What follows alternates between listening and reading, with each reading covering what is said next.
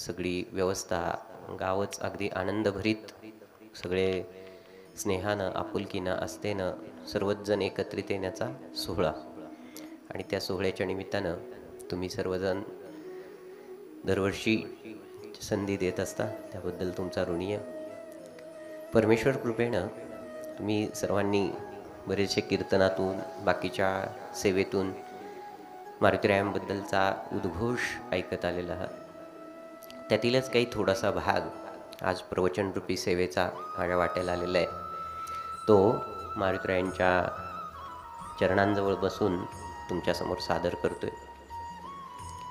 बघायला गेलं तर आज मारुतीरायांचा जन्मोत्सव आहे आणि सगळ्यात पवित्र, सगळ्यात प्रामाणिक, सगळ्यात आनंदी देवता म्हणून मारुतीराया ओळखली जाते. आपल्या सर्व इच्छा पूर्ण करणारी अशी ही देवता, आपल्या सर्वांना आशीर्वाद देणारी देवता. अगदी तुम्ही मध्ये बघितलं असेल, अमेरिकेचे राष्ट्राध्यक्ष बराक ओबामा यांच्यासुद्धा खिशामध्ये हनुमानाची मूर्ती होती छोटीशी. म्हणजे तुम्ही बघितलं तर एवढ्या स्तरावरती आजही आपल्याला सर्वतोपरी अनुभव देणारी देवता कोणती असेल तर मारुतीराय आहेत. आणि खऱ्या अर्थानं त्यांचा जन्मोत्सव साजरा इतक्या सुंदर पद्धतीनं होतोय, ही निश्चितपणे आनंदाची गोष्ट आहे. कारण आपल्या सगळ्यांना परमेश्वराला कसं साध्य करायचं, खरं तर आपल्याकडे एक वाक्य आहे, समर्थांनी 450 वर्षापूर्वी सांगून ठेवलेलं आहे, पृथ्वीवरती जितुकी शरीरे तितुकी परमेश्वराची घरे. प्रत्येक शरीरात परमेश्वर आहे. आपल्याकडे त्याहून पुढे जाऊन सांगायचं म्हटलं तर चराचरात परमेश्वर आहे. आणि चराचरात परमेश्वर असल्यामुळं आपण बघितलं तर आपल्याकडे साध्या साध्या गोष्टी आहेत की भक्त प्रल्हादाला खांबात देव दिसतो, आपल्याला तर माणसातला देव बघायचा आहे. आणि खरं तर शोधिशी मानवा राऊळी मंदिरी, नांदतो देव हा आपुल्या अंतरी. मंदिरात देव शोधतोय, पण देव शोधता शोधता हे कळून गेलं पाहिजे की देव आपल्यातच विद्यमान आहे. आणि खऱ्या अर्थानं अध्यात्माचा तो अर्थ आहे की देव पाहावयाशी गेलो, देवची होऊन राहिलो. देव बघायला गेलो आणि बघता बघता मीच देव झालो, कारण देव आपल्यामध्येच विद्यमान आहे. आणि हा देव तुम्ही बघितलं तर खऱ्या अर्थानं मारुतीराय अभ्यासले की आपल्या लक्षात येतो. तुम्ही बघा, एकमेव बघितलं तर पहिल्यांदा तुम्हाला मी नमस्काराच्या पद्धतीपासून छोट्याशा जातो. साधी गोष्ट आहे, आपल्याकडे नमस्कार करताना आजकाल प्रत्येकाकडे मोबाईल आहे. मोबाईलवरती एखादा व्यक्ती काय करतोय, इकडून हाय पाठवतोय, तिकडून हाय. एकत्र शब्द केला तर हाय हाय म्हणजे आपल्या जीवनाला हाय हाय लागल्याशिवाय राहत नाही. पण जुनी लोक बघा, आपली माणूस भेटला तर रामराम म्हणायची पद्धत आहे. खऱ्या अर्थानं ते रामराममध्ये जी शक्ती आहे ती हाय हॅलोमध्ये नाही. कारण तुम्ही बघितलं, र हे बाराखडीतलं 27वं अक्षर आहे, आ हे दुसरं अक्षर आहे, म हे 25वं अक्षर आहे. एकूण बेरीज केली 54 होते. एकदा राम म्हणलं 54 वेळा झालं. मग एकदा रामराम म्हणलं तर 108 वेळा झालं. म्हणजे एका माणसाला आपण रामराम केला तर एक माळ जप केलेल्याचं पुण्य मिळतं. मग आपण काय करायचं, सकाळी उठल्यापासून ते झोपेपर्यंत दिसेल त्याला रामराम म्हणत जायचं, दिसेल त्याला रामराम म्हणत जायचं. कारण रामनामामध्ये अतिशक्ती आहे. तुम्हाला माहिती आहे, वाल्याचा वाल्मिकी झालेली गोष्ट माहिती आहे. ही एवढी असंख्य पापं केली होती. राई एवढ्या म्हणजे मोहरी एवढ्या खड्यांनी 7 रांजण भरलेले होते. आणि तेही सगळे साधू संत, सगळे सात्विक ब्राह्मण सगळे मारलेले होते. आणि एवढं मोठं पाप फक्त 12 वर्षात नाहीच झालं.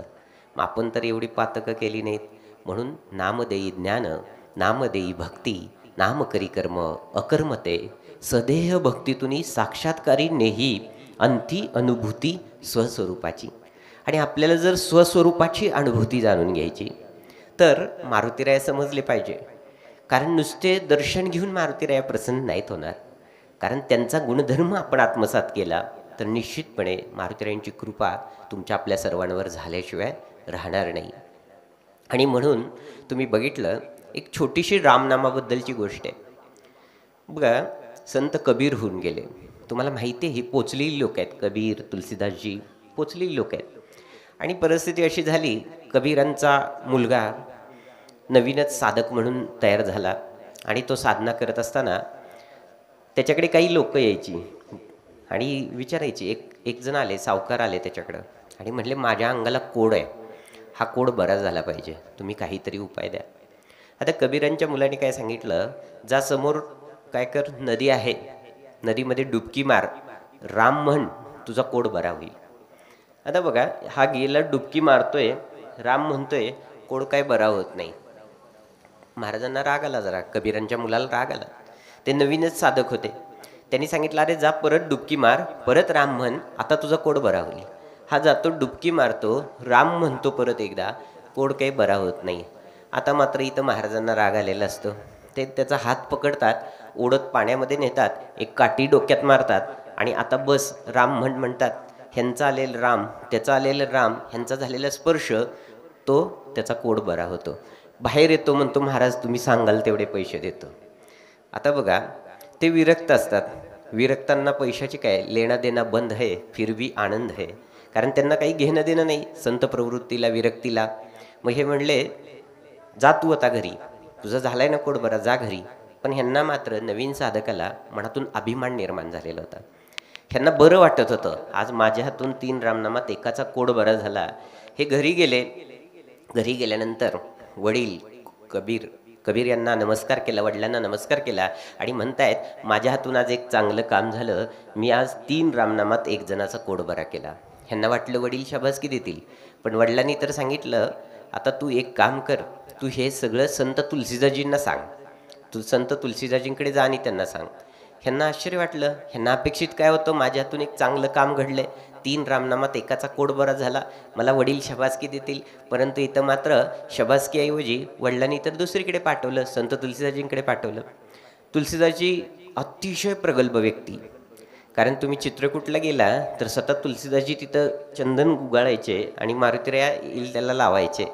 आणि मारुतीराय नाही, तिथे रामराया स्वतः वेश बदलून येऊन लावायचे सगळ्यांना.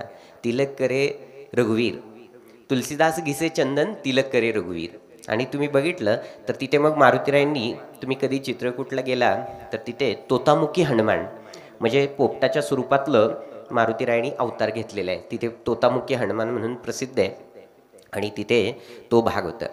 तशा पद्धतीनं तुम्ही बघितलं तर मग इकडे असा भाग झाला की इकडे स्वतः बघितलं तर तुलसीदाजींकडे गेले.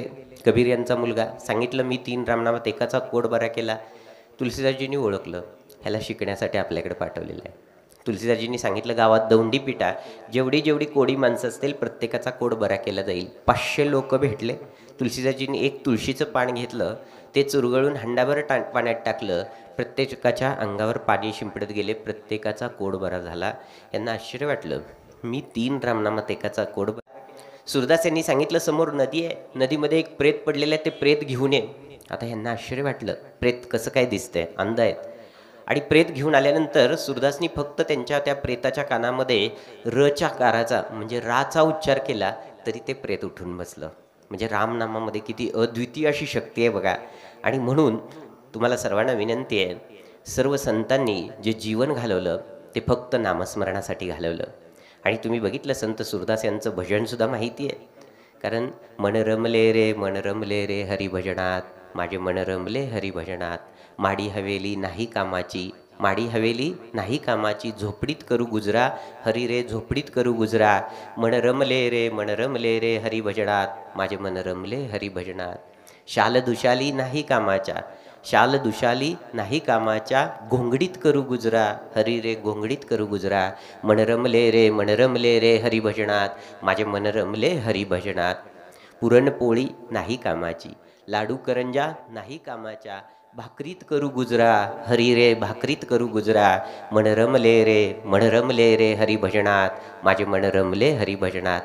त्यावेळी बघा तो काळ विचारात घ्या, अंध व्यक्ती विचारात घ्या आणि किती तळमळीनं सांगते. सुरदास सांगे साऱ्या जनाला, विसरू नका तुम्ही प्रभू नामाला, विसरू नका तुम्ही हरिनामाला, मन रमले रे हरिभजनात, माझे मन रमले हरिभजनात.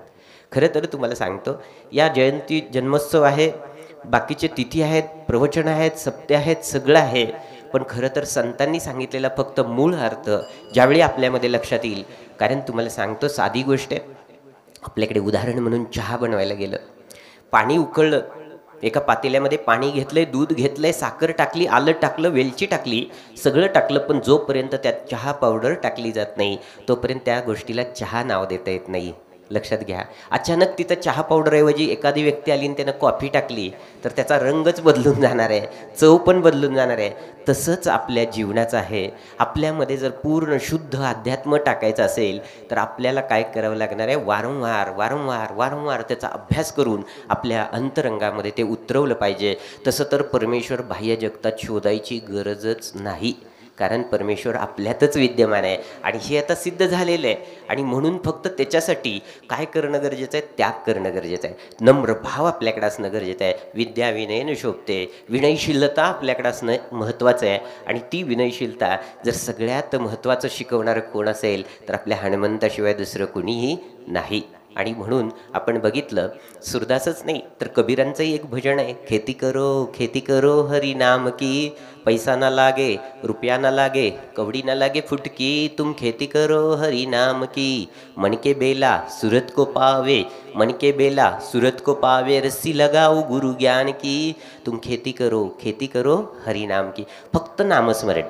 एक लक्षात ठेवा, आपल्याला गोंदावलेकर महाराज, सद्गुरू ब्रह्मचैतन्य गोंदावलेकर महाराज मारुतींचा अवतार मानलेला आहे. त्यांना योगायोगाने वाहवर इथे त्यांचं गाव आहे, आमच्या गावातील आमच्या पिढीतील आहेत.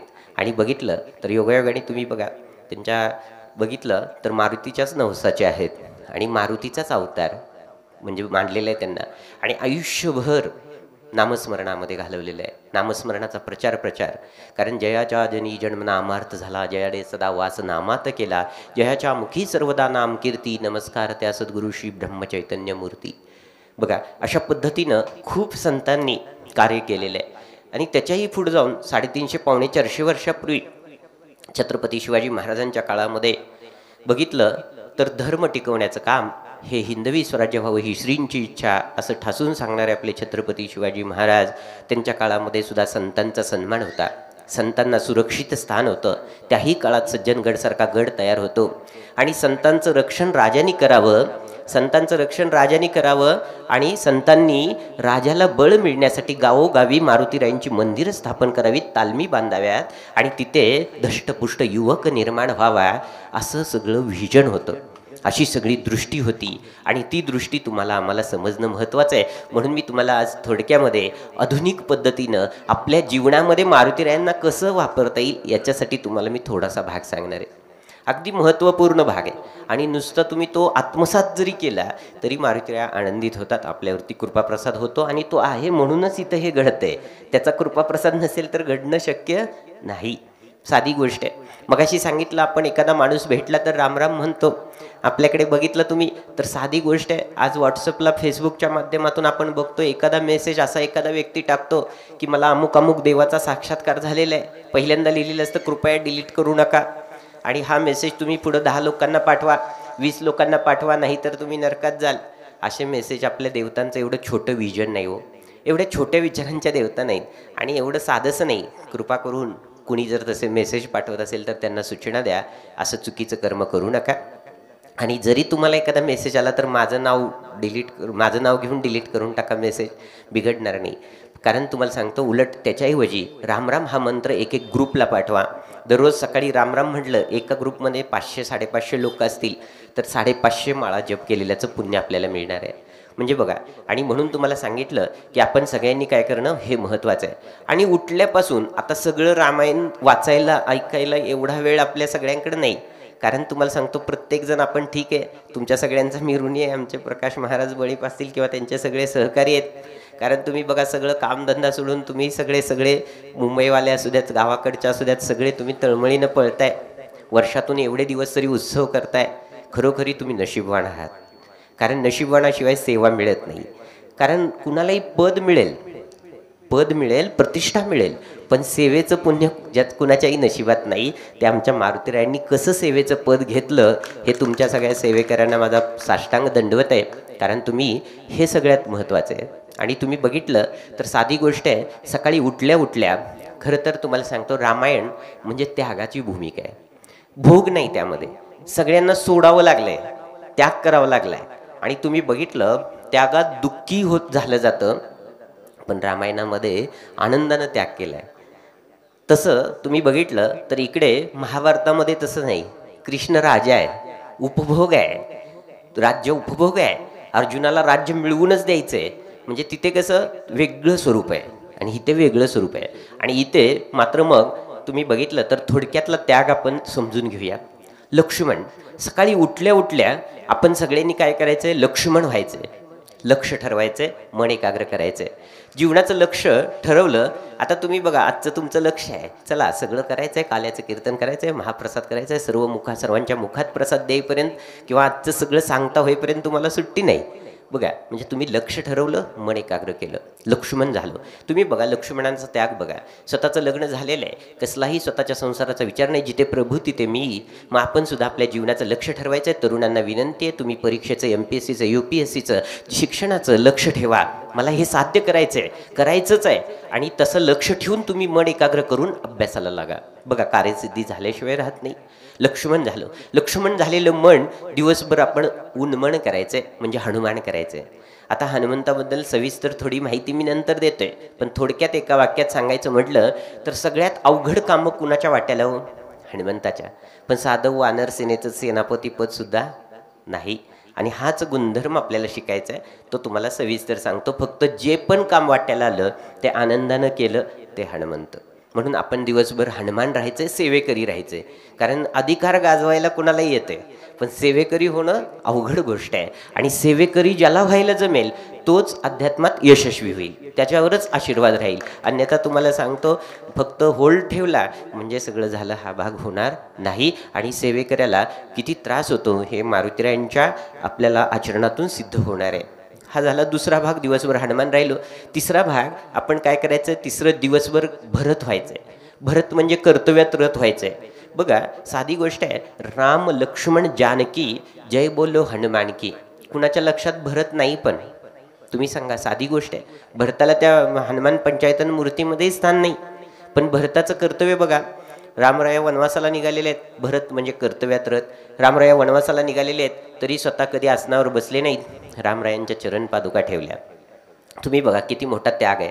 आजकालचा भरत काय म्हणेल, दादा निघालाय वनवासाला तर चालेल, पण तेवढ्या 7-12वर सह्या देऊन जावा, कुठे शोधत बसू परत, तुम्ही नाही सापडला तर माझ्या नावे झालं पाहिजे ना सगळं. आजकालचे भरत बदललेले आहेत. पण इकडे राजा तसं नव्हता. प्रभू रामराया वनवासाला गेलेले आहेत आणि रामराया वनवासाला गेल्यानंतर माझ्या प्रभूला तिथे कशा स्थितीत राहावं लागलं असेल. तुम्ही बघा, एक हिंदू धर्म संस्कृतीमध्ये आपल्याला अभिमान वाटावी अशी आपली संस्कृती आहे. आणि तुम्ही बघितलं तर त्या संस्कृतीमध्ये एक राजा काय आहार घेतो, दिवसातून एकदा गाईच्या शेणातून पडलेले जवस गोळा करावेत, एकदाच गोमूत्रामध्ये उकळवावेत आणि ते जवस गोमूत्रात उकळवून एकदा खावेत. एक राजा असा आहार करू शकतो. कधीही जोपर्यंत रामरायांनी वनवास भोगला त्यांना कंदमुळं तरी मिळाली, पण आमच्या भरताला फक्त हाच आहार मिळाला. आणि एका जवस नाही मिळाले तर उपाशी राहिला. पण अयोध्या नगरी चालवली भरताने, ओळखली जाते कुणाची हो, रामरायांची. कधीही कुणी म्हणत नाही भरताची नगरी आहे, पण खरं तर तो भरताकडे त्याग होता. कधीही स्वतःला अंगाला चांगली भरजरी वस्त्र जोपर्यंत रामराय वनवासाला होते भरतानी घेतलं नाही. म्हणून आपण सुद्धा आपल्या कर्तव्यामध्ये, दिवसभराच्या कर्तव्यात सांगतोय, मग हे जीवनासाठी तर आपण करूच शकतोय. सकाळी उठलो, लक्ष्मण झालं, लक्ष्मण झालेलं मन उन्मन केलं, उन्मन झालेलं हनुमान झालं, हनुमान झालेलं भरत झालो आपण, भरत झालेलं मन शत्रुघ्न करायचंय. बघा, शत्रुघ्न तर आपल्या लक्षातच नाही कुणाच्या. शत्रुघ्न नाही का, बिचारायला सांगितलं शेजारचं एक राज्य आहे, जा तिकडे तू ते सांभाळ, रामरायांचा आदेश. कुणीही ते म्हणले नाही मी तिकडं कसं जाऊ, नाही का, इकडे गर्दी आहे. आता बघा, एखाद्याला गर्दीतली सेवा, एखाद्याला पाठीमाग. माझा शत्रू नाही, अजात शत्रू. बघा, मग आपण शत्रुघ्न या शब्दापासून सुद्धा दिवसभर शिकायचंय. शत्रुघ्न झालेलं मन शीतल करायचंय, सीता करायचंय, शांत करायचंय. एकुलती एक जनक राजाची हट्टी मुलगी, तिला माहिती नाही कधी माती सुद्धा माहिती नाही. आणि तुम्ही बघितलं तर फक्त जिथे राम तिथे मी. आजकाल बघा, एखाद्या मुलीचं लग्न जमलं आणि चुकून मुलाची नोकरी गेली तर लगेच काय होतं, मीटिंग बोलवून लगेच लग्न कॅन्सल. बरोबर आहे ना. पण इथे तसं नाही, जनक राजानं सुद्धा ते कॅन्सल केलं नाही. आणि इकडे सीतामातेनं सुद्धा नाही. जनक राजा नंतर म्हणतोय, आता ते वनवासाला चालले तर तू माझ्याबरोबर चल, पण सीतामाता जाईल कशी. सीतामाता जिथे राम तिथे मी, सगळं वनवासामध्ये तुम्ही बघितलेलंच आहे. तसं आपण सुद्धा सीता व्हायचं आहे, शीतल व्हायचं आहे, शांत व्हायचं आहे, स्थिर व्हायचं आहे. कारण आपल्याला स्थिर होणं महत्त्वाचं आहे. आणि सीता झालेलं मन राम करायचं आहे. आता साधी गोष्ट आहे, रामरायांबद्दल बोलल तेवढं थोडं आहे, पण आज मला मारुतीरायांच्याच गोष्टी तुम्हाला सांगायच्या आहेत. त्यामुळे मी थोडक्यात रामरायांबद्दलचा एक प्रसंग फक्त तुम्हाला सांगतोय. कारण बघितलं तर राम होणं किती महत्त्वाचं आहे. म्हणजे असं नव्हतं बघा, कोणतं श्रेयवाद नव्हता, कोणतं काही नव्हतं. तुम्ही बघा, वानर सेनेला सुद्धा तेवढा सन्मान दिला होता. वानरांना, अस्वलांना, जांबुवंताला सुद्धा सन्मान देणारी व्यक्ती होती. पशु प्राण्यांना राजा बनवलं होतं. मग इकडे तुम्ही सांगा, माणसावर तर किती दया असेल. अशी ही रामराया एक दिवशी चित्रकूट पर्वतावरून चालले होते. आणि चित्रकूट पर्वतावरून चालल्यानंतर पर्वतराजांना विचारलं, चित्रकूट पर्वतराजाला हाक मारली आणि म्हणतात, पर्वतराज एक काम करा, माझा भाऊ भरत ज्यावेळी इकडून चालत येईल त्यावेळी तुमचे काटे, दगडं, खचखळगे सगळं पोटामध्ये घ्या, वर काही ठेवू नका. त्यावेळी पर्वतराज म्हणतोय, एवढ्या मोठ्या प्रभू रामरायांनी ते सोसलं, भरताला सोसणार नाही का? नाही म्हणले, त्याला सोसेल, पण त्याला हे इतकं वाईट वाटेल की तो स्वतःला माफ करून घेणार नाही की माझ्या प्रभूला रामरायांना यातून चालत जावं लागलं. म्हणजे तुम्ही बघा, दुसऱ्याचा सदैव विचार करणारी देवता म्हणजे राम आहेत. आदर्शवत देवता म्हणजे राम आहेत. आणि तुम्ही बघताय आज प्रभू रामरायांचं अयोध्येतलं मंदिर सुद्धा स्थित आहे. आणि अशा ह्या अयोध्या स्थित मंदिरामध्ये तुम्ही बघितलं तर आता खऱ्या अर्थानं राम आपल्यामध्ये अवतरित होणार आहे, रामाची कृपा होणार आहे. कारण आपण बघतो, एखाद्याकडे भरपूर संपत्ती असली आणि त्याच्याकडची संपत्ती काही कारणानं गेली तर सहज बोलता बोलता माणूस म्हणतो, काय हो, त्याच्या जीवनात राम राहिला नाही. साधी गोष्ट आहे. मग तोच राम आपल्या जीवनात आणण्याचं आणि टिकवण्याचं खरं कार्य कोणी केलं असेल तर मारुतीरायांनी केलं. आता कधी कधी राजा दशरथांबद्दल माहिती नसते बऱ्याच जणांना.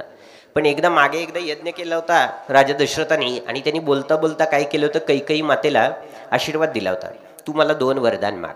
आणि 2 वरदान मागायला सांगितलं होतं. त्यावेळी ती म्हणली, मला योग्य गरज वाटेल त्यावेळी मी मागून घेईन. आणि योग्य गरज वाटेल, पण तिला काही गरज वाटली नाही. खरं तर राम हा म्हणजे कौशल्यपेक्षा कुणाचा लाडका, कैकेयीचा जास्त लाडका. पण तरी सुद्धा बघा, मंथरा डोक्यामध्ये घुसली आणि मंथरा डोक्यामध्ये घुसून घोटाळा झाला. आणि मग मंथरेने सांगितलं, हे राज्य मिळावं भरताला आणि रामाला वनवासाला पाठव. आता राजा दशरथाच्या कानावरती हा विषय गेला. आता राम सगळ्यांनाच प्रिय होते. आणि राजा दशरथाच्या कानावरती विषय गेल्यानंतर राजा दशरथांनी विचारलं, काय करायचं? राणीनं सांगितलं, मला वरदान आता तुमचे 2 मागायची वेळ आली. एक, तुम्ही काय करा, भरताला राज्याभिषेक करा, आणि दुसरं, रामाला वनवासाला पाठवा.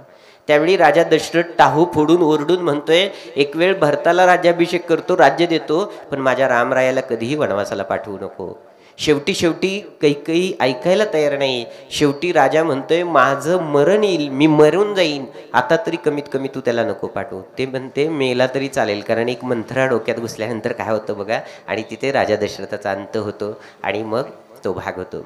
अशा पद्धतीनं हा राजा दशरथ 10 इंद्रिय आणि तो रथ चालवणारा राम परमेश्वर. आणि त्या रथावरती तुम्ही बघितलं, महाभारतामध्ये सुद्धा ध्वजतात म्हणून ध्वजाच्या वरती मारुतीराया होते. आणि ते मारुतीराया आपलं रक्षण करण्यासाठी सामर्थ्यशाली असणारी देवता जर कोणती असेल तर बघितलं तर आपण मारुतीराया आहेत. सांगण्यासारखे खूपच प्रसंग आहेत. संत तुलसीदासजी, रामरायांचे भक्त, तुम्हाला माहिती आहे, संत तुलसीदासजींची एक सहज कहाणी आहे.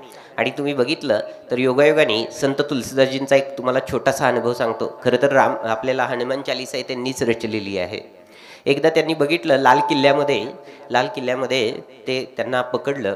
काही बघितलं त्यावेळी जे मुस्लिम राजे होते त्यांनी त्यांना पकडलं, लाल किल्ल्यामध्ये डांबून ठेवलं. आणि डांबून ठेवल्यानंतर तो राजा म्हणायचा, तुझा राम काय करेल? त्यावेळी यांना साखळदंडाने बांधलं गेलं होतं. आणि साखळदंडाने बांधलं गेल्यानंतर मग तिथे आपोआपच त्यांनी काय केलं, हनुमान चालीसा, जय हनुमान ज्ञानगुण सागर जय कपिस्ती हुलोक उजागर सुरू केलं रचायला. आणि ते म्हणले बघा.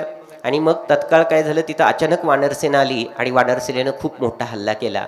आणि मग मात्र राजाला त्या शरण यावं लागलं. अशा पद्धतीनं सामर्थ्य असणारे तुलसीदासजी, त्यांचं आपल्या पत्नीवरती विशेष प्रेम होतं. आणि विशेष प्रेम असल्यामुळं एक दिवस काय झालं, त्यांची पत्नी माहेरी गेली आणि मध्येच एक नदी होती आणि नदीला महापूर आला होता. म्हणजे बघा, त्यांचं कल्याणसुद्धा त्यांच्या पत्नीमुळं कसं झालं हा महत्त्वाचा भाग आहे. आणि मग तिकडे महापूर आलेला होता आणि ह्यांना तर वाटलं मी आता पत्नीला भेटायला जावं. रात्रीची वेळ होती. जे काही वाहत आलं ओंडका त्याच्यावरती बसले. त्यांना वाटलं ही नावच आहे आणि बसून गेले पलीकडं. आणि पलीकडे गेल्यानंतर पोचले. भरधार पाऊस, जोरदार पाऊस पडत होता. पत्नीनं विचारलं, एवढ्या रात्री कसं काय आला तुम्ही? त्यांनी सांगितलं, काही नाही, मी नामस्मरण करत करत आपलं मला भेटायला यायचं होतं म्हणून मी आलो. आल्यानंतर मग पत्नीनं त्यांना संदेश दिला की काय, की एवढं तुम्ही मला भेटीसाठी जे कष्ट घेतले त्यातले 1% जरी कष्ट फक्त नामस्मरण उपासनेसाठी, ईश्वर कृपेसाठी घेतले असते तर तुमच्यावरती देव साक्षात तुम्हाला भेटला असता. आणि ते पत्नीची वाक्य ऐकून तुलसीदासजी चित्रकूटला घाटावरती जाऊन बसले आणि तिथं चंदन करत बसले. येईल त्याला चंदन करत बसले. शेवटी त्यांना इतकी इच्छा होती महादेवन आपलं रामरायांना भेटण्याची, इतकी इच्छा होती की स्वतः रामराय तिथे येऊन तुलसीदास करे घिसे चंदन, रघुवीर करे तिलक. रघुवीर स्वतः रामरायातील येईल त्याला चंदन लावायचे. आणि हे मात्र कळेना. आणि हे रहस्य मगाशीच सांगितलं तुम्हाला की तिथे तोतामुखी हनुमान म्हणून मंदिर आहे. कधी गेला चित्रकूटला तर आवर्जून बघा. आणि तिथे तोतामुखी मारुतीचं तोंड आहे ते पोपटासारखं आहे. आणि मग तिथे ते तोतामुखी अवतार घेतला. आणि त्यांनी सांगितलं, तुलसीदासजी म्हणले मला काय आता राम भेटायचं दिसत नाही. त्यावेळी म्हणले, अरे तू चंदन उगळतोय आणि लावणाराच तर राम आहे ना. तसं तुम्हाला सांगतो, ज्या ज्या ठिकाणी प्रवचन होतं, सप्ताह होतं, कीर्तन होतं, तिथे राम असतातच, प्रभू असतातच, हनुमंत असतातच. हा एक भाग. आता दुसरा भाग तुम्ही बघितलं मारुतीरायांच्या त्यागाचा भाग. आता मारुतीरायांनी बघा, अमर असणारी देवता, अमर असणारी देवता कोण आहे? मारुतीराय आहेत. आणि ज्यांचा अवतार संपणार हे रामराया होते. अवतार कार्य संपणार होतं, पण तरीसुद्धा बघा त्यांच्या पायाशी बसणं पसंत केलं. स्वतः मात्र कधीही मोठेपणा घेतला नाही. त्यांच्याकडे ज्येष्ठ श्रेष्ठ म्हणजे ज्येष्ठांना सन्मान देण्याची कला होती. आणि आपल्यापेक्षा नवखा युवराज अंगद त्याचं नेतृत्व स्वीकारण्याची क्षमता होती. उदाहरण म्हणून सांगायचं म्हटलं तुम्हाला तर समुद्र ओलांडून जायचं होतं. सगळे समुद्राच्या किनाऱ्यावरती जमले होते. पण अगोदर बघा ज्येष्ठ श्रेष्ठ, आजही एखाद्याच्या लग्नाची पत्रिका आली तर आपला लगेच युवक म्हणतो, नाही माझ्या वडिलांचं नाव टाका तिथे, म्हणतो की नाही. तसं तुम्हाला सांगतो, इकडे अगोदर म्हणले जांबुवंताला विचारा. जांबुवंत म्हणले मी जाईन पण परत येणं मला शक्य नाही. मग परत येणं शक्य नाही म्हटल्यानंतर मग म्हणले दुसरं कोणी बघा. मग नवखा युवराज अंगद. अंगद शक्तीनं छोटा मारुतीरायांपेक्षा, युक्तीनं छोटा, बुद्धीनं छोटा, सगळ्याच गोष्टींनी छोटा. कारण त्याच्याही वडिलांना यमसदनाला धाडण्याचं काम मारुतीरायांकडनं झालं होतं. म्हणजे तो छोटाच होता अंगद. आणि बघितलं तर मग इकडे तरीसुद्धा त्याचं नेतृत्व स्वीकारलं होतं. म्हणजे हा गुणधर्म आणि मग सर्वानुमते ज्यावेळी मारुतीरायांची निवड झाली त्यावेळी मग मारुतीराय गेले, पळत पळत गेले किष्किंधा पर्वतावरती 2 पाय पटले. तो पर्वत सुद्धा साक्षीला ठेवला नाही की मी केलंय म्हणायला. म्हणजे त्यागी प्रवृत्ती किती असावी. एवढी महात्यागी व्यक्ती हनुमंताशिवाय दुसरी नाही. आणि म्हणून तुम्ही नशीबवान आहेत. आणि खरं तर तुम्हाला सांगतो, म्हणून मी वर्षातून एकदा त्या मारुतीरायांच्या चरणामध्ये येण्याची खूप इच्छा, तळमळ राहत असते. आणि ती तळमळ मला प्रकाश महाराजांच्या स्वरूपात, तुमच्या सगळ्यांच्या स्वरूपात पूर्ण होत असते. आनंद मिळतो. कारण खरं तर तो आनंद शब्दामध्ये व्यक्त करणारा नाही. कारण ती सेवा, तो आनंद, तो वेगळा अनुभूती असते. आणि अध्यात्मामध्ये अनुभूतीला विशेष महत्त्व आहे. कारण तुम्हाला सांगतो, जोपर्यंत तुम्ही अनुभव घेणार नाही तोपर्यंत ते सत्य लक्षात येणार नाही. आणि तो महत्त्वाचा भाग राहतो. म्हणून तुम्ही बघितलं तर असे हे मारुतीराया. मग तिथला तो प्रवास झाला. तुम्ही बघितलं सगळ्यात अवघड कामं केली तरी पण कुठे त्यांना पद नाही, प्रतिष्ठा नाही, काही नाही. एवढंच नाही, तुम्ही बघितलं त्यांचे छोटे छोटे खूप भाग आहेत. सहज साधी गोष्ट आहे. अयोध्येवरून सगळे आले होते. अयोध्येवरून आल्यानंतर सगळ्यांना सीतामातेनं म्हणजे रामरायांनी बक्षीस दिलं, भेटवस्तू दिल्या. कुणाला हे दे वस्तू दे, कुणाला ते दे, काय दे. पण आता मारुतीरायांना काही दिलं नाही मुद्दाम. कारण त्यांना माहिती आहे, अरे हे तर शिव आहेत, म्हणजे 11वा रुद्र आहे, त्यांना देणार काय. पण तरीसुद्धा परीक्षा पाहण्यासाठी म्हणून सगळे हसायला लागले. म्हणले बघा त्याला काही दिलं नाही. मग सीतामाता मात्र दयाळू. कधी रामरायांनी दुर्लक्ष केलं तर सीतामाता लक्ष देणार, कधी सीतामातेने दुर्लक्ष केलं रामराया लक्ष देणार. आणि मग सीतामातेने काय केलं, स्वतःच्या गळ्यातील एक रत्नजडित अलंकारयुक्त सुवर्णयुक्त सोन्याची माळ अशी कुणाला दिली, मारुतीरायांनी दिली. आता मारुतीरायांनी बघितलं की प्रत्येक वेळी एक एक मणी फोडतोय टाकून देतोय, एक एक मणी फोडतोय टाकून देतोय. सगळे हसायला लागले. म्हणले बघा वानर ते वानरच, ह्याला काय कळणार, त्याला रत्न सोनं माणिक काय कळणार, हे फोडून टाकून देतोय. ते म्हणले, मग सीतामातेनं विचारलं काय बघतोय त्याच्यात. नाही म्हणले ह्यात राम आहे का बघतोय. म्हणजे बघा त्याही वेळी आपल्याला रामरायांनी सल्ला दिलाय, मारुतीरायांनी सल्ला दिलाय की खरा राम कशात आहे, पैशात नाही, प्रतिष्ठेत नाही, तुम्हाला सांगतो दिसतंय त्याच्यात नाही. कारण खरा राम आहे तो सदाचरणात आहे. चांगलं वागण्यात आहे. खरा राम आहे तो सद्भक्तीमध्ये आहे, खरा राम आहे तो ईश्वर उपासनेमध्ये आहे, खरा राम आहे तो आपलं सगळ्यांनी चांगलं आचरण करून यशस्वीपणे धर्माची पताका हातामध्ये घेऊन धर्माचा प्रचार प्रसार करण्यात आहे, हे त्यावेळी सांगितलं. आणि मग बाकीचे म्हणले अरे त्यात राम नाही, मग मग तुझा राम कुठे आहे? म्हणजे माझ्या हृदयात आहे, दाखवशील का? फाडली छाती आणि बघा म्हणलं आतमध्ये राम आहे. आणि म्हणून तुम्ही बघितलं तर राम हा हृदयात असला पाहिजे, आपल्याला हनुमान हे हृदयात असले पाहिजे, असाही एक भाग आहे. एवढंच नाही, सेवेचा भाग मगाशी सांगितला. छोटे छोटे गोष्टी आहेत. तुम्ही बघा सेवा करायची. आता इकडे काय झालं, अयोध्येवरून आल्यानंतर प्रत्येकाला सेवा वाटप ठरलं आणि प्रत्येकाला वाटत होतं की आता काय करावं की सगळ्यात रामरायांच्या जवळची सेवा मला मिळावी. कारण बघा प्रभूचा सहवास कुणाला नको आहे, देवाचा सहवास कुणाला नको आहे. प्रत्येकाला वाटायचं मी त्यांच्या सानिध्यात असावं, मी त्यांच्या सानिध्यात असावं. आणि बाकीच्यांनी विचार केला की राम सारखे रामरायांबरोबर मारुतीच असते. मग आता म्हणले ह्या सेवेच्या यादीतून कुणाला कट करायचं? मारुतीला कट करायचं. बघा, आणि मग कट केलं. प्रत्येकाने राजदरबारामधली सेवा वाटून घेतली. कुणाला वेगवेगळी सेवा आली, प्रत्येकाला सेवा दिली. त्यात कुठेही मारुतीचं नाव नव्हतं. सीतामातेला दाखवलं, सीतामाता भोळ्या. त्यांनी लगेच काय केलं, अरे म्हणले योग्य आहे, चांगली गोष्ट आहे. सेवेची यादी फायनल झाली आणि रामरायांकडे आली. म्हणले बघा अशी अशी सेवा सगळ्यांना वाटप केलेलं आहे. आता रामरायांनी ते लगेच हे केलं नाही. रामराय किती म्हणजे प्रगल्भ होते बघा आपल्या देवता. त्यांनी काय केलं, त्यांनी सांगितलं, म्हणले की बघा पहिल्यांदा मारुतीरायांना दाखवलं. म्हणले बघ मारुतीराया, ही सेवेची यादी आलेली आहे, सगळ्यांनी सेवा घेतलेली आहे, यात एखादी सेवा राहिली असली तुझ्यासाठी तर तू बघ, एखादी सेवा राहिली असेल तर. आणि मग लगेच तुम्ही सांगा, बुद्धिहीन तनु जानिके सुमिरो पवन कुमार, बुद्धी बलबुद्ध्या विद्या देहू मोही हरू क्लेश विकार. सगळं क्लेश विकार घालवणारं सामर्थ्यशाली व्यक्तिमत्व मारुतीराया. आणि मग इकडे परिस्थिती अशी झाली, त्यांनी सांगितलं राजदरबारातला एक नियम आहे. इथे बारीक बारीक गोष्टीत मारुतीरायांचा अभ्यास लक्षात येतो. राजदरबारात एक नियम आहे, म्हणले राजाला ज्यावेळी जांभी येते, राजाला जांभी आली की त्याच्या कानामध्ये चुटकी वाजवण्याची एक सेवा असते आणि ती म्हणले ह्यात राहिली आणि ती मला पाहिजे. आता बघा मग ती सेवा कुणाला मिळाली? मारुतीरायांना मिळाली.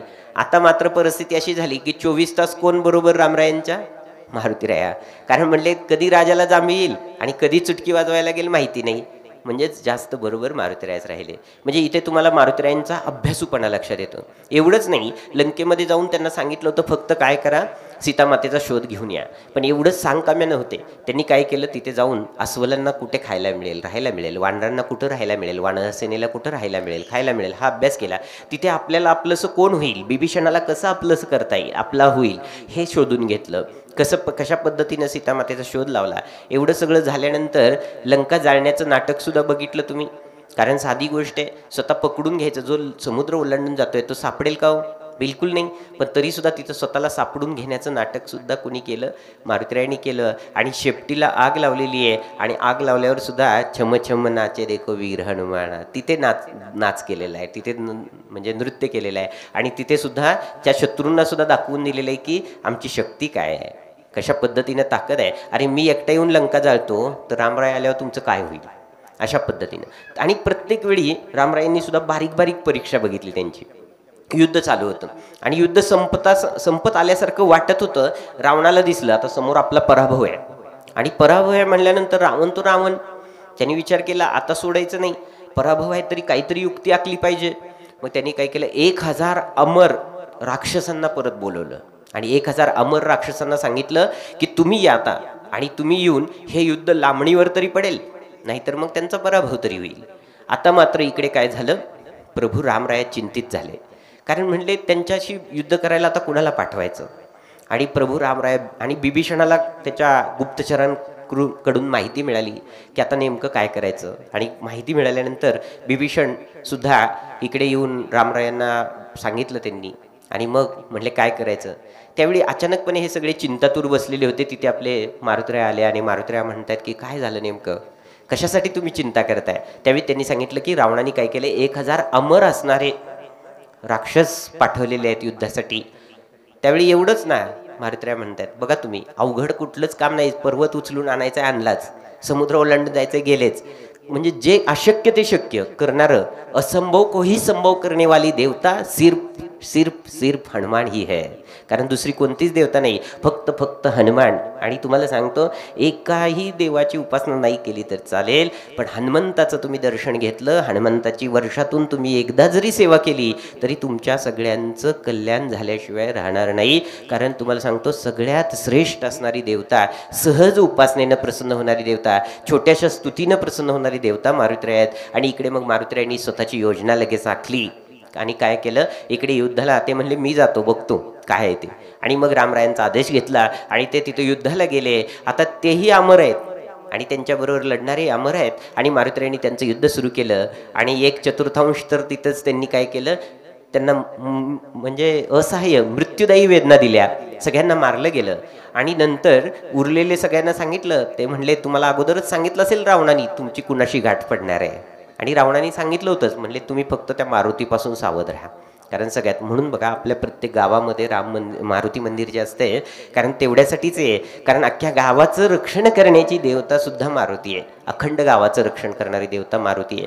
आणि मग इकडे सांगितल्यानंतर मग ते घाबरलेल्या अवस्थेत त्यांनी सांगितलं, रावणाला जाऊन सांगा तुम्ही की रामरायांच्या नादी लागू नको म्हणून. तरी ते ऐकणार कुठले, म्हणले आम्ही अमर आहे, आम्हाला कोणी मारू शकत नाही. मग ह्यांनी काय केलं, मारुतीरायांनी सगळ्यांना शेपटामध्ये गुंडाळलं आणि गुंडाळून एवढ्या जोरात हवेमध्ये टाकलं की ते गुरुत्वाकर्षण शक्तीच्याही बाहेर त्यांना पाठवलं.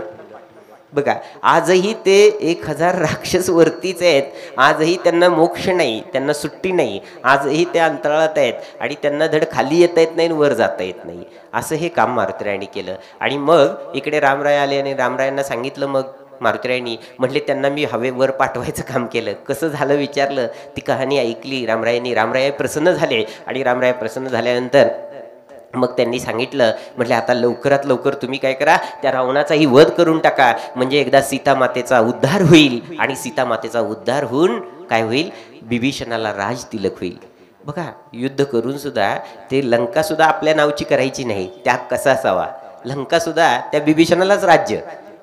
म्हणजे असला राजा तुम्ही बघणार नाही कुठे, आणि असल्या राजाचा प्रधान सेवक बघणारच नाही कुठे. कारण तुम्हाला सांगतो, हे जर ऐकलं, हे जर त्यांचा आचार विचार ऐकले तर अगदी अश्रू उभे राहावेत, अंगावर रोमांच उभे राहावेत, असा प्रसंग आहे. कुठेही एवढं सुद्धा स्वार्थ नाही, कसलाही स्वार्थ नाही, नावाचा नाही, प्रसिद्धीचा नाही, पैशाचा नाही, राज्याचा नाही. तिथे तुम्ही सांगा काय अवघड होतो, बिभीषणालाच कशाला राज्य द्यायचे नाही का, मी बसतो ना राज्यावर, मला जरा बरं वाटेल, पण इकडे नाही. असे हे मारुतीराय देवता. आणि तुम्ही बघितलं, मारुतीरायांचे एक ना अनेक प्रसंग आहेत. आणि त्या प्रसंगामध्ये सरते शेवटी एकदा काळ आला होता, पण वेळ आली नव्हती आपण म्हणतो. कारण खरं तर तुम्हाला सांगतो, मारुतीराया बघितलं तर अगदी जिथं जिथं राम तिथं ते होते. काळसुद्धा, मृत्यूसुद्धा घाबरतो, मृत्यू देवता सुद्धा, यमसुद्धा घाबरतो कुणाला, तर फक्त काळाग्नी काळ रुद्राग्नी देखता कापती भये, ब्रह्मांडे भोवती वेडे वज्रपुच्छे करू शके. म्हणजे तुम्ही बघितलं, काळाग्नी काळ रुद्राग्नी, काळ सुद्धा घाबरतो मारुतीरायांना. अतिशय प्रचंड सामर्थ्यशाली असणारी देवता मारुतीराया. आणि मग तुम्ही तिथे बघितलं तर मग तिथे काळ आला होता. शेवटी रामरायांचा अवतार संपवण्याची वेळ आलेली होती. आणि अवतार संपवण्याची वेळ आल्यानंतर काळ सुद्धा अयोध्येच्या बाहेर येऊन थांबलेला होता. आणि काळ थांबलेला असताना मारुतीरायांना काळ सुद्धा घाबरला होता, काळ सुद्धा आत येईना. शेवटी रामराय थकले, काळाकडे बघितलं. आता ते ईश्वरच होते, अवतार संपण्याची वेळ ठरलेली होती आणि ईश्वरच होते. त्यांनी बघितलं काळाकडं, अरे म्हणले तू आत का येत नाही. मग काळाने खुणवलं, ते शेजारी आहे ना तुमच्या, त्याच्यामुळे मला परवानगी नाही. मग बघितलं, मग लगेच रामरायांनी युक्ती केली. आणि एक युक्तीनं काय केलं, तिथं जमीन फाटल्यासारखी केली आणि स्वतःची अंगठी त्या जमिनीमध्ये टाकली, त्या फाटलेल्या दरीमध्ये टाकली आणि म्हणले अरे माझी अंगठी बघ कुठे गेली. त्यांना फक्त काय करायचं होतं, मारुतीरायांना दूर करायचं होतं. आणि मारुतीरायांना दुसरं काही नव्हतं, फक्त राम आदेशच पास होता. आणि तेवढ्या आदेशामुळं त्यांनी जरासुद्धा विचार केला नाही. त्यांना असं वाटलं नाही की आता माझा आणि प्रभूंचा वियोग होणार आहे. आणि तत्काळ त्यांनी काय केलं, त्या बरोबर त्या दरीतून आतमध्ये प्रवेश केला, सप्त लोकामध्ये प्रवेश केला, पाताळ लोकामध्ये, नाग लोकामध्ये प्रवेश केला. आणि नाग लोकामध्ये प्रवेश केल्यानंतर तिथे नागराज वगैरे, शेषनाग वगैरे सगळे होते. त्यांना विचारलं, म्हटले की इथे कुठे ती अंगठी आलेली आहे. त्यावेळी शेषनाग हसले. शेषनाग म्हणतायत की तुम्हाला बरोबर रामरायांनी फसवलंय, आता त्यांचा अवतार संपवण्याची वेळ आलेली आहे. एकच नाही तर अशा अनेक अंगठ्या त्या खोलीमध्ये पडलेल्या आहेत. बघा तुम्ही जाऊन बघतायत एकसारख्याच सगळ्या अंगठ्या आहेत आणि म्हणले प्रत्येक वेळी मला फक्त आज्ञाधारक असल्यामुळंच हा वियोग दिला का देवा, आणि म्हणून टाहो फोडला हनुमंतानी. म्हणजे तुम्ही विचार करा, कारण एवढं भक्ती, एवढी ओतप्रोत भक्ती फक्त मारुतीरायांची दिसते. आणि मग ते म्हणले अजून सुद्धा बऱ्याचदा अवतार घेतला जाईल आणि अजून सुद्धा तिथे खोलीमध्ये जागा रिकामी आहे आणि अजून सुद्धा मारुतीराय तुला वारंवार नागलोकामध्ये यावं लागेल. आणि म्हणून खरं तर तुम्हाला सांगतो मारुतीरायांनी आणि मग तिकडे अवतार कार्य संपलं. आणि मग मारुतीरायांनी मात्र तुम्हाला सांगतो बघितलं तर नाराज राहिले. आणि खऱ्या अर्थानं तुम्हाला सांगतो आत्ता मारुतीराय खुश आहेत, आनंदी आहेत. कारण आता मात्र जो अवतार, जी प्रतिष्ठा झालेली आहे अयोध्येमध्ये, आता परत कधीही मारुतीरायांना वियोग होणार नाही, कारण त्यांची सेवेची संधी मिळणार आहे. आणि म्हणून तुम्ही बघितलं तर अयोध्या स्थित प्रभू रामचंद्रांचं मंदिर आता झालेलं आहे, प्राणप्रतिष्ठा झालेली आहे. आता मात्र कधीही तो त्यांचा दोघांचा, भक्ताचा आणि ईश्वराचा वियोग होणार नाही. आणि खरं तर त्या वियोगामुळं आजही तुम्ही बघितलं हनुमंताचा साक्षात्कार बऱ्याच जणांना होतोय. आणि तुम्ही साध्या साध्या गोष्टी बघितल्या. एकदा सहज वनवासावरून आल्यानंतर सगळे, आता बघा प्रत्येकजण कुठे बसायचं, जिथे रामराय असतील तिथे. आणि मग रामरायांचा आता त्यांना एकांत पाहिजे होता, पण तरीसुद्धा सगळे येऊन बसले की रामरायांचा स्वभाव असा होता की कुणाला बाजूला हो म्हणायचं नाही, सगळ्यांना मध्ये बसायचे. मग शेवटी लक्ष्मण वगैरे बाहेर गेले. भरत शेवटी उठून भरत पण चालले, रात्रीची वेळ होती. आता रामरायांना सीतामातेला आराम विश्राम करू द्यावा हा विचार होता. परंतु तरीसुद्धा तुम्ही बघितलं रामरायांनी मात्र, हनुमंतांनी मात्र तिथनं हलायला तयार नाही, कारण सीतामाता तिथं बसलेली. मग शेवटी भरत म्हणला अरे हनुमंता उठ, त्यांना आराम करू दे. मग भरत म्हणतोय सीतामाता बसलेली, मारुती म्हणतायत सीतामाता बसलेली आहे ना तिथे, ती कुठं उठते, मग मी पण बसणार इथंच. झालं. मग विचारलं, म्हणले सीतामातेला विचारलं, म्हणले मग भरताला विचारलं त्यांनी, ती बसलेली आहे ना तिथे सीतामाता, मला पण बसायचंय. मग ते म्हणले नाही, त्यांच्या कपाळाला सिंदूर आहे ना, कुंकू लावलेलं आहे ना, शेंदूर लावलेलं आहे ना, त्याच्यामुळं ते बसले. मग त्याच रात्री मारुतीरायांनी गावातली सगळी दुकानं फोडली, दुकानं बघितली, सगळा शेंदूर स्वतःच्या अंगाला लावला आणि बघितलं तर म्हणले आता तरी मी बसू शकतो ना तिथं. म्हणजे बघा असं हे मारुतीराया, म्हणजे रामरायांच्या सहवासासाठी वाटेल ते करणारी देवता म्हणजे मारुतीराया. आणि म्हणून तुम्ही बघा, सहज साधी गोष्ट आहे, परमेश्वरला जिवंत समजल्याशिवाय, सजीव समजल्याशिवाय आपल्याला तो अनुभव येणार नाही. म्हणून त्यांनी एक छोटीशी गोष्ट सांगितली, तुम्ही त्याला सजीव कसं समजायचं याच्यासाठीची. बघा एका गावामध्ये त्यांनी सांगितलं, एका गावामध्ये एक काय होतं की एक भक्त होता. तो कशाची पूजा करायचा, रामरायांच्या मूर्तीची पूजा करायचा. तो दररोज पूजा करायचा आणि उठताना म्हणायचा गेला आजचा माझा दिवस फुकट गेला, ही तर दगडाची मूर्ती आहे, ही कुठं मला पावणार. खूप दिवस झाले, राम काही त्याला प्रसन्न होत नाहीत. हा कंटाळला, म्हणतोय राम जुन्या काळातला देव आहे, हा काही मला प्रसन्न होत नाही. मग त्यांनी काय केलं, दुसरा देव शोधला, कृष्ण. तुम्ही बघितलं अलीकडच्या काळातला कृष्णाची मूर्ती देवपूजेमध्ये ठेवली. आणि योगायोगाने जसं तुम्ही कधी मला भेटला तर मी काही ना काही वस्तू देत असतो, काही ना काही चाललं असतं, तशा पद्धतीनं इथे कृष्ण भेटल्यानंतर त्याचा एक मित्र त्याला भेटतोय आणि म्हणतोय तुला एक काम कर, मी तुला गोकुळाष्टमीला कृष्ण जन्माच्या उत्सवाच्या वेळी लावण्यासाठी एक धूप देतो, तुला कृष्ण प्रसन्न होतील. आता बघा तुला कृष्णांचं दर्शन पाहिजे का, म्हणतोय हो पाहिजे. मग तो धूप तू लाव अष्टमीला जन्माच्या वेळी. आता इथे धूप लावणार, जसं आता इथे उदबत्ती लावली, तो वास काही फक्त आपल्यालाच येत नाही, जो सप्त्याला येत नाही, सप्त्यातल्या लोकांना नावं ठेवतोय त्याच्यावर पण कृपा आहे, त्याला पण वास जाते. तसं तुम्ही सांगा, इकडे बघितलं तर तो धूप कुणाला जाणार आहे, तो धूप त्या रामरायाला जाईल असं त्याला वाटलं. आणि मी बाहेर गेलो प्रवचनला तर अभिमानानं सांगतो, तो बहुतेक आमच्या सातारा जिल्ह्यातला असावा, त्यात मान तालुक्यातला. कारण कडक माणसं म्हणजे तयारीची माणसं म्हणजे आपण, बरोबर आहे ना, युक्तीच आहे, ते गणितच आहे, तयारी असणं. कारण तुम्ही सांगा त्या काळामध्ये इंग्रजांनी माणसाला राहायला अयोग्य भूमी मानखटाव सांगितली होती. आणि तिथे सुद्धा जर आपण पिकं फुलवत असू बळीप महाराज, तर तुम्ही सांगा तिथे सुद्धा आपण मात करत असू, तर त्यावेळी तशी स्थिती. आणि मग इकडे बघितलं तर साध्या साध्या गोष्टी. आणि मग इकडे सहज सांगता बघितलं तुम्ही तर मग तिकडे मारुतीरायांनी काय केलं, तिथे त्यांनी धूप लावला, ह्याच्यासमोर कृष्णाच्या मूर्तीसमोर धूप लावणार. त्या साधकांनी काय केलं, धूप लावणार कृष्णांच्या समोर. तेवढ्यात त्याच्या डोक्यात येतं इथे धूप लावला तर त्या रामरायांना जाईल. 2 कापसाचे बोळे तयार केले, रामरायांच्या मूर्तीच्या नाकात घातले, म्हणले आता तो येईल का धूप, आता वास येईल का तुला, तू कुठं मला प्रसन्न झालाय. आणि नंतर इकडे आला, कृष्णाच्या मूर्तीसमोर धूप लावला आणि डोळे मिटून ध्यानस्थ बसतोय आणि बघतोय आणि म्हणतोय देवा तू मला दर्शन दे. पण योगायोगाने आपल्याकडे एक वाक्य आहे बघा, all God's is one, all public is one. सगळे देव एक आहेत, सगळी माणसं एक आहेत. योगायोग काय झाला, कृष्णाच्या मूर्तीतून कोण प्रकट झालं, रामराया प्रकट झाले. रामांना बघितलं की हा घाबरून जातो, म्हणतो आता माझं काही खरं नाही. तो म्हणतोय देवा फक्त एवढंच सांग. देव म्हणते तुला काय पाहिजे ते माग. तो म्हणतोय एवढंच सांग देवा की मीच तुझ्या नाकात कापसाचे बोळे घातले, तू मला कसं काय प्रसन्न. त्यावेळेचं उत्तर रामरायांचं ऐकण्यासारखं आहे बघा. अरे आज तू या मूर्तीला वास जाऊ नये म्हणून का होईना जिवंत समजला, आजपर्यंत तू दगड समजत होता.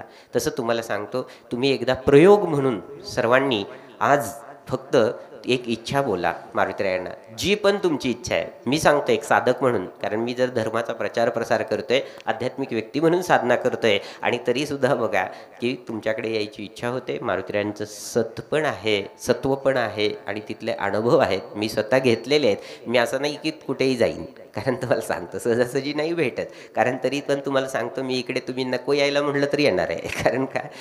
कारण तुम्हाला सांगतो इकडे तेवढं सामर्थ्य मारुतीरायामध्ये आहे, तेवढी भक्ती आहे, तेवढी गोडी आहे, आणि तुम्ही सगळे ते आनंदानं करताय, तळमळीनं करताय, आणि तो उत्साह बघून निश्चितपणे मन भारावून जात असतं. आणि निश्चितपणे ती कृपा, ती ऊर्जा ती तुम्हाला सगळ्यांना लाभावी, हाही एक संकल्प आज मी घेतोय की जेणेकरून तुमच्या सर्वांच्या अडीअडचणी दूर व्हाव्यात. कारण सप्त्यामध्ये तुम्ही बघा, अल्पानल्प श्रम वस्तू द्रव्यदानद्वारा सहाय्य, प्रत्येकजण सेवा करते, प्रत्येकजण. कारण तुम्ही बघा बाकीच्या सप्त्यांसारखं इकडे नाही, इकडे तर सांगितलं 2038 पर्यंतचं सुद्धा बुकिंग आहे सगळं, नाही का. म्हणजे तुम्ही बघा एवढ्याही पुढचं तुमचं बुकिंग आहे की इकडे चान्सच नाही कोणाला काही, नाही का. म्हणजे ही सुद्धा तुमच्या गावावर असलेली अलोट अशी कृपा आहे.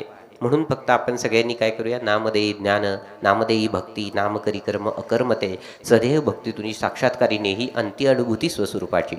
कारण त्यांनी सांगितलं साध्या साध्या गोष्टीत फक्त नामस्मरण, याला एकच पर्याय. आणि मारुतीरायांना सगळ्यात जास्त काय प्रिय आहे तर रामरायांची पूजा, रामरायांचं नामस्मरण हे सगळ्यात महत्त्वाचं प्रिय आहे. आणि म्हणून आपण जास्तीत जास्त नामस्मरण करायचं आहे प्रत्येकाने. दररोज ज्याला शक्य आहे, इथे असणाऱ्या गावी असणाऱ्या लोकांना विनंती आहे, फक्त सप्त्याच्याच वेळी फक्त यावं गावात आणि मंदिरात जावं असं काही नाही. इतर वेळीसुद्धा तुम्ही दररोज येऊन दर्शन केलं तर त्याचा अनुभव घ्या. ज्यांना दररोज शक्य नाही त्यांनी हे करणं महत्त्वाचं आहे की कमीत कमी मंगळवारी शनिवारी येणं महत्त्वाचं आहे. अशा पद्धतीनं जेवढं जास्तीत जास्त तुम्हाला इकडे संपर्कामध्ये येता येईल आणि जेवढं जास्तीत जास्त तुम्हाला सगळ्यांना दर्शन घेता येईल, त्याचे खूप उपासनेच्या पद्धती आहेत छोट्या छोट्या. कोणी पांढऱ्या रुईची माळ घालते, कोणी काय करते. ज्यांना ऋणमुक्तीसाठीचा उपाय सांगतो मारुतीरायांच्या, मुद्दाम सांगतो थोडंसं तुम्हाला. आता खरं तर प्रवचन सेवेमधला हा विषय नाही झालेला आहे, तरी संपवतो बघा.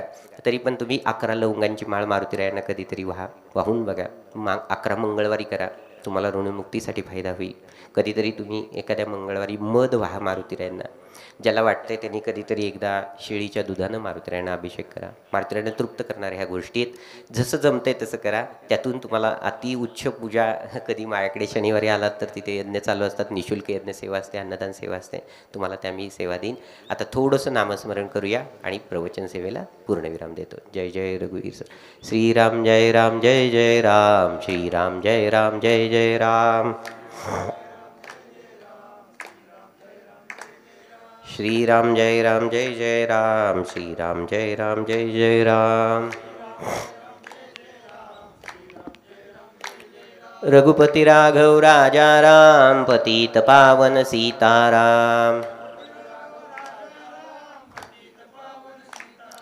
श्रीराम जय राम जय जय राम, श्रीराम जय राम जय जय राम.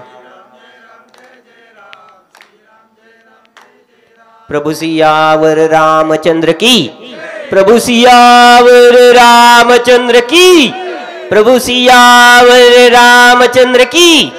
पवन पुत्र वीर बजरंग बली की, पवन पुत्र वीर बजरंग बली की, पवन पुत्र वीर बजरंग बली की. जय जय रघुवीर समर्थ. झालेली सेवा तुमच्या चरणी अर्पण करतो. तोंडलेकर तुम्ही सप्ताह